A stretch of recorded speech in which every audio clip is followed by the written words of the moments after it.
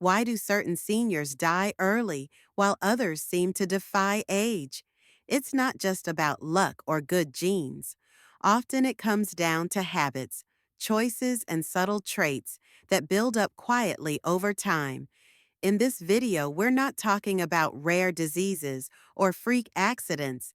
We're talking about clear, measurable behaviors that dramatically affect how long and how well you live.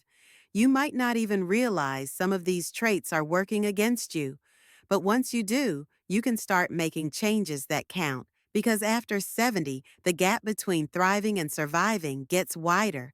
But the good news is, it's rarely too late. Just knowing these 5 red flags can shift your path toward a longer, healthier life. So stay with us. These aren't scare tactics.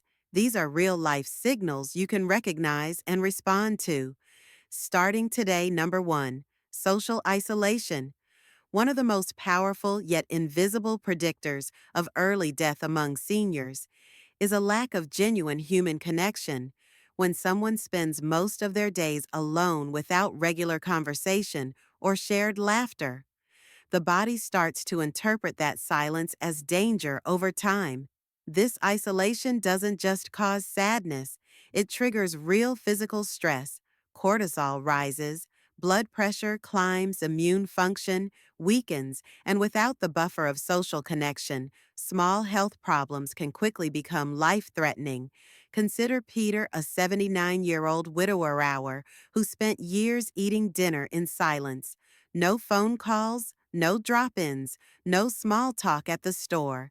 His neighbors said he was independent, but behind closed doors, loneliness became his most consistent visitor. When he caught a simple cold, he didn't tell anyone by the time someone found him. It had turned into pneumonia. Seniors, like Peter, often downplay their isolation, but inside the emotional weight becomes physical. The human nervous system is built for community, and when that's removed, the system begins to shut down, quietly, gradually, and fatally. The good news is reconnecting doesn't mean going to parties or having dozens of friends. Even one or two consistent, meaningful relationships, like a weekly chat with a grandchild or regular coffee with a neighbor, can reduce the risk of early death if you still make an effort to stay in touch, to listen and be heard. You're doing more than being social. You're protecting your life. Number 2, lack of movement. There's a quiet danger that hides in plain sight, and it shows up every time a senior spends most of the day sitting. Lack of movement, even if it doesn't feel serious at the time, slowly dismantles the body's ability to recover, respond, and endure. Muscles weaken, joints stiffen, circulation slows, and soon a short walk feels like a mountain. Seniors who avoid movement often say they're just resting. But what the body hears is surrender, and that surrender, especially after 70, accelerates decline faster than many chronic diseases take. Jane, for instance, at 84, she stopped going on her morning walks because she felt a little tired. Within months, her stamina dropped so dramatically that even standing to cook felt exhausting. It wasn't an illness, it was inactivity. Her doctor said that more seniors die from the consequences of being sedentary than from heart attacks or strokes. That may sound extreme, but it's the truth. The human body is meant to move, and when it doesn't, it starts to fall apart. But here's the hope: movement doesn't have to mean running or lifting weights. Just standing up and stretching, walking around the block, doing simple arm circles while watching TV. All of it counts. These small, consistent movements tell the body, I'm still here, I still need you, stay strong. If you're still watching this video and finding these insights valuable, please comment number 2 below to let me know you're here. And if you haven't subscribed yet, I recommend you subscribe and turn on the bell so you don't miss any videos.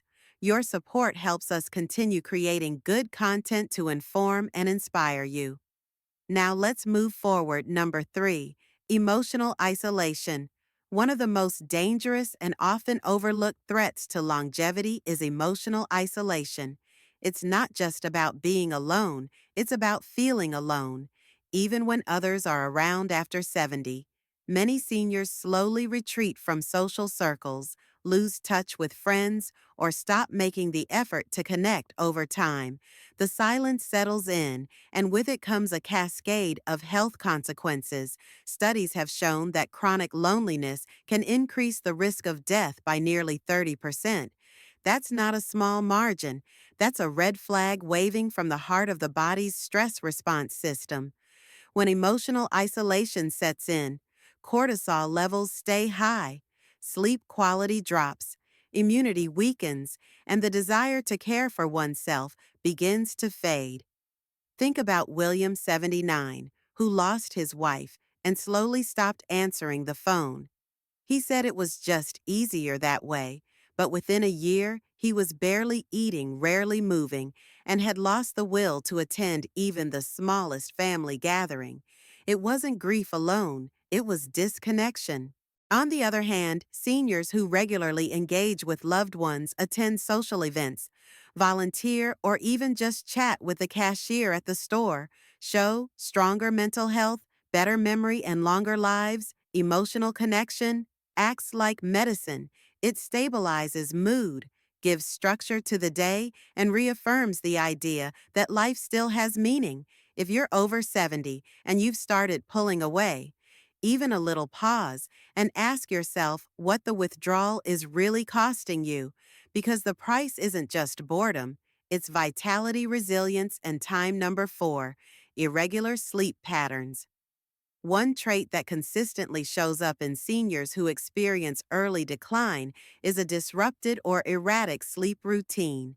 This isn't just about being a night owl or having the occasional restless night. It's about chronic inconsistency, going to bed at wildly different times, waking frequently throughout the night, or spending hours in front of a screen before trying to fall asleep after 70. The body's internal clock becomes more sensitive. It doesn't bounce back as easily from late nights or fragmented sleep. That's because our circadian rhythm, the system that governs when we feel awake and when we feel tired, relies on steady patterns. Disrupt those patterns too often, and everything from metabolism to mood to heart health starts to suffer. Long-term studies have found that seniors with irregular sleep cycles are more prone to memory loss, falls, depression, and even cardiovascular events during the early morning hours. Consider Elena, a 76-year-old who used to watch television until 2 or 3 a.m. She'd often nap during the day and drink coffee in the late afternoon to compensate. Her doctor noticed her blood pressure was erratic, her focus had declined, and her energy was unpredictable. But once she committed to a fixed sleep and wake time and shut off screens an hour before bed, her body began to stabilize. Her mornings were clearer, her mood brighter, and her risk of sudden health episodes dropped. Good sleep is not a luxury at this age. It's a form of medicine. If your sleep is off track, that could be your body's way of waving a red flag. Rest is when healing happens, and if healing is delayed night after night, the risk of serious outcomes, especially those that happen quietly in sleep, rises without warning. If you're still watching this video and finding these insights valuable, please comment number 4 below to let me know you're here. And if you haven't subscribed yet, I recommend you subscribe and turn on the bell so you don't miss any videos. Your support helps us continue creating good content to inform and inspire you. Now let's move forward. Number 5, emotional withdrawal. Another quiet but dangerous signal often seen in seniors who pass away earlier than expected is emotional withdrawal. This isn't just about having a quiet nature or enjoying solitude. Many people are naturally introverted and perfectly healthy. What we're talking about here is when a person begins to pull back from meaningful emotional interaction. They stop initiating conversations, avoid family gatherings, or become indifferent to events that once brought them joy. Over time, this creates a feedback loop. Emotional detachment leads to less stimulation, which then reinforces feelings of isolation and even hopelessness. The body hears that silence hormonal responses shift, immune function declines, and the mind begins to shut down from lack of engagement. Take Robert, an 80-year-old who lost his wife and gradually stopped talking to his children. He didn't answer calls, skipped birthdays, and rarely left his home within a year. His health took a steep turn, not from any diagnosed illness, but from a subtle erosion of will. His doctor said he was physically capable of living longer, but emotionally, he had already started to let go. Contrast that with someone like Thomas, a 78-year-old widower hour who still texts his grandkids, leads a local book club, and mentors younger neighbors on woodworking. His emotional life is active, full, and connected. Emotional vitality isn't about being cheerful all the time. It's about staying engaged when someone loses that spark. Their health often follows emotional detachment, is a dimmer switch on life, slowly turning down the brightness until the system no longer has a reason to stay on. Final thoughts. When we think about living a long and meaningful life, it's easy to focus on things like diet, exercise, or medication. But what often matters most are the quiet patterns, the daily choices, the small habits, the subtle mindset shifts that reveal how well we're really aging. The 5 traits we discussed today don't scream for attention, but they speak volumes about the direction your life is taking. If you recognize any of these signs in yourself, don't panic. Awareness is powerful. It gives you the chance to shift, to re engage, and to choose differently. Starting today, whether it's moving your body more, getting out of the house, expressing emotions, or just picking up the phone to call someone you care about it. All counts. Aging isn't just about watching numbers climb on a calendar, it's about staying connected to your purpose, your people, and your own sense of vitality. Every day is another chance to keep that spark alive. Thank you for joining us today. We'd love to hear from you.